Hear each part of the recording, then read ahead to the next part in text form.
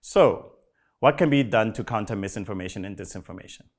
We can make several interventions to counter both misinformation and disinformation, but this requires collaboration among multiple stakeholders.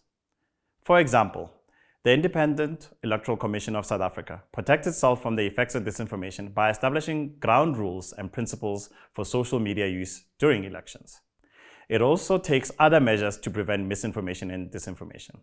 Let's look at a few of these. In every election year, the IEC commissions an independent security audit of its entire ICT infrastructure.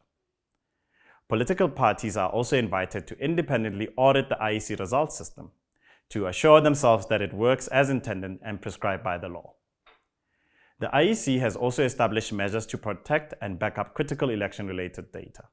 These measures allow the IEC to store data securely offline or remotely.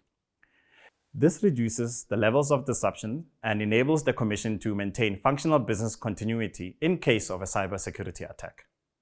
For the 2024 elections, the IEC partnered with and signed Memorandums of Understanding, or MOUs, with big technology companies like Google, Meta, and TikTok. These MOUs, among other measures, provide a framework for removing content from these platforms that is demonstratively false.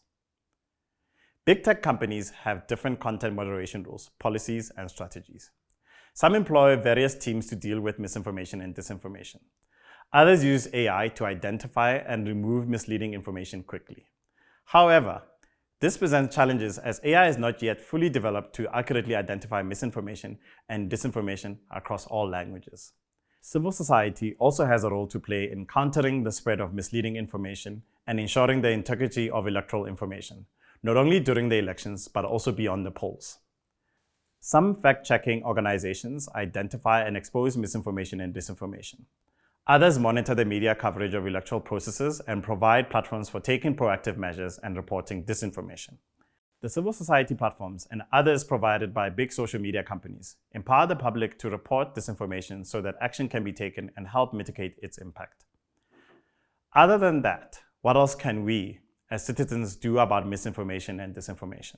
Apart from using existing platforms and resources, there are other ways you can help to prevent and reduce the spread of misleading information. You can examine the sources of information and be cautious of unverified or anonymous sources. Verify information you come across by checking multiple reputable sources before accepting it as fact. Use reverse image search engines like Google to check if images sent to you or posted online are real or have been manipulated or AI generated. Be mindful of the tactics used in disinformation campaigns, such as clickbait, selective quoting, and out-of-context information. Pause and reflect before sharing information on social media, and consider if the content might contain false narratives or contribute to misinformation.